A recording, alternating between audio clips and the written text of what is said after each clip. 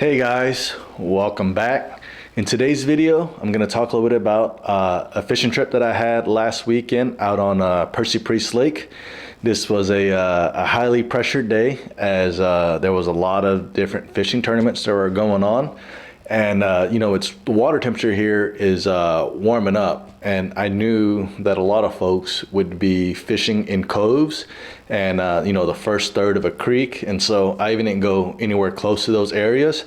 Water temperature right now or last weekend was in the high 50s. I want to say like 58, maybe up to 60s in certain areas. But I got out to the lake pretty early in the morning and was just trying to get a little fishing in before my weekend activities started.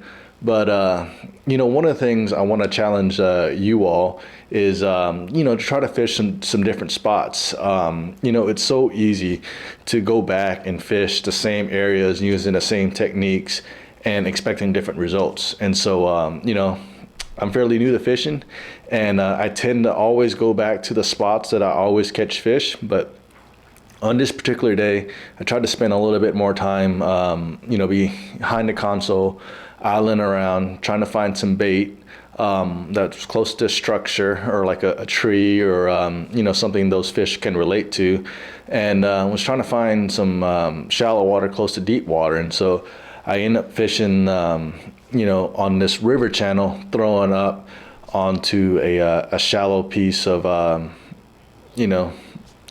land, and within that area included a bunch of little rocks. And so I was trying to cover a bunch of water, and I saw a bunch of bait in the area, so I decided to throw a crankbait. And this time of year, it seems like everyone is throwing a red bait, whether it's a lipless crankbait or a square bill or medium diving crankbait. Seems like a lot of folks like to throw red because that's all everyone talks about, right? And so to me, if all you're throwing is red and you eventually catch a fish on, then it's kind of hard to say that, hey, they're biting red baits. Well, did you really give the other colors a chance, right? And so I wanted to test that theory, or at least just throw something different. And so the bait that I was throwing was a Rapala DT10 in this color here. It's more of a shad profile. It's got a little bit of yellow belly. I believe this is the one that I caught the fish in the video. And I like this 10-foot diving bait. It's a little bit bigger profile. And when I feel it hitting rocks and whatnot, and I feel like it's going to get hung up in this balsa wood, I can slowly let up on the reel and let the lure float back up before winding it back in. One of the things I want you to notice in this video is after I get that lure out there as far as I can, I'm reeling that bait really quick to get it down to the diving depth, but then I'm also kind of pulling it down to get that bait down, and then I'm stopping and then I'm pulling it down again, just kind of working the lure, giving it some different action instead of just chugging and winding. And again, this is a Rapala DT10. I think a DT8 is just a little bit smaller, and this is the fish that I was able to catch.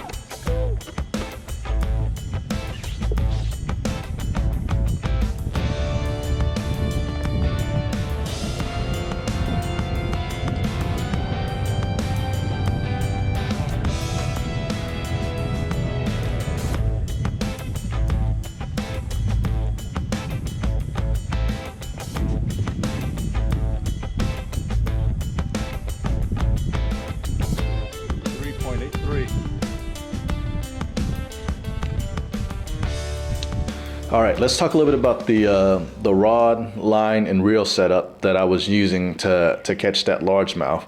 The rod here is a Jacob Wheeler. I believe it's a 7'6". Yep, it's 7'6", and it's a medium heavy cranking rod. I got it on a Shimano DC Corrado reel. Reel speed wise, this is a 6-speed reel. The line that I did have on it was 10-pound copolymer line.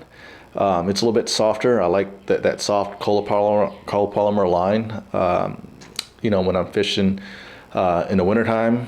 And I just feel like that bait will rise up, you know, if I get stuck. And so so the line that I currently have on right now is a 17-pound mono, which I don't normally throw on my cranking setup, but I'll talk a little bit about that in a future video. I gotta test my theory here and see if it works before I give up too much juice on this. Okay, the next fish that I caught wasn't too far from this, where I caught that largemouth. It was just attacking it from a different angle, but I was throwing a Spro rock crawler that looks similar to this. And I don't have it because I lost this bait due to a fish breaking off, but it was actually thrown in a bone color, so not this color specifically, but as you can see, I was trying to go towards a shad pattern. And with this smallmouth that I caught, man, he was like deep way out there. I was throwing on my a 7.2 Jacob Wheeler cranking rod.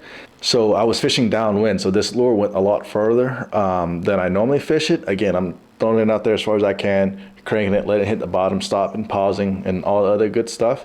And that fish jumped from a distance, and I don't know why I didn't keep the rod down more, but as I got closer to the boat, you can see what happens here.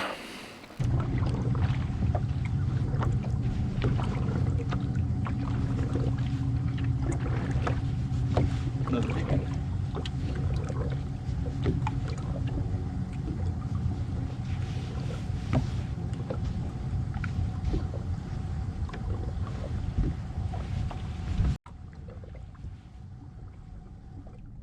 Please stay on.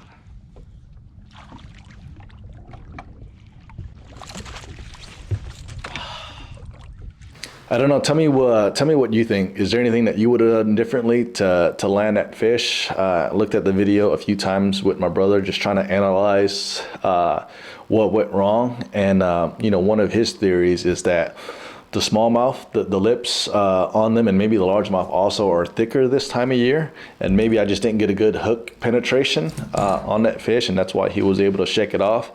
And again, I felt like that fish was way off in the distance. And so, you know, when I did that hook set, that hook didn't penetrate, or I just had the rod up too high, and I don't know. I wish I can go back and do that over and see if I have different results. But again, on the rod itself, it's graphite composite. This one's a little different than the other one that I have. The other one is a 7.6. This is a 7.2, and this being a composite rod, it's real thick through here. I normally throw like a square bill, you know, making short roll casts with this rod. Normally don't bomb it out there. Again, reel-wise, it's a Shimano Corrado DC. The reel speed on this one is a 7-speed reel. Similar line, 12-pound copolymer line, 10 or 12 pounds. But again, I like that lighter line to kind of get it out there. One of the things I don't like about copolymer line is it's not very abrasion resistant. And so, you know, when you get down there and cranking around those rocks or get hung up a few times, it's always good to check your line for any scuffs and whatnot, because if there is any type of little nicks, it will break. And so I'll play this video for y'all, and you can see what happens here.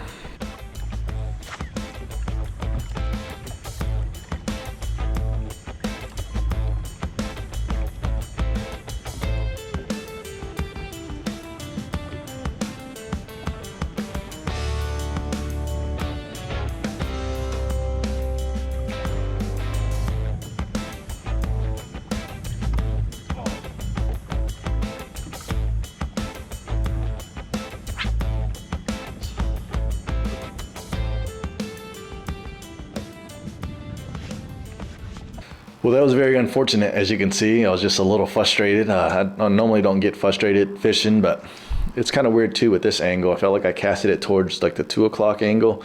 I moved the trolling motor out, and so I think the way that current and the wind was blowing, that bait got behind me, and it wasn't in the ideal situation. And when that fish hit and ran, it just broke off the line. And so I don't know if it's because the angle wasn't ideal, or if I had a little nick on the line and it was sensitive to breaking, but lost the fish, lost the lure. But And this rod I currently have, or this reel, I currently have it spooled up with a 15-pound mono. Again, not something I normally fish, but heading to Chickamauga and trying something a little different. And so if you want to see how that pans out, you're gonna have to stay tuned and see if me and my buddy Doug are able to catch something on a new lake. I was at Chickamauga not too long ago, just mainly did some scouting around for a buddy there. Was able to catch a nice fish with the limited fishing that I was able to do. If you haven't seen that video, I would go back and check it out. If you've never seen Chick, it's a beautiful place. But that's all I got for today, guys. Just wanted to kind of summarize that trip from last weekend. Felt like I was able to get a decent fish with all the different tournaments that are going on. I didn't have that much time to fish, so I was only able to get that one keeper in, but learned a lot. You know, if you are getting out there, be safe, and I'll catch y'all next time. Talk to you soon. Bye.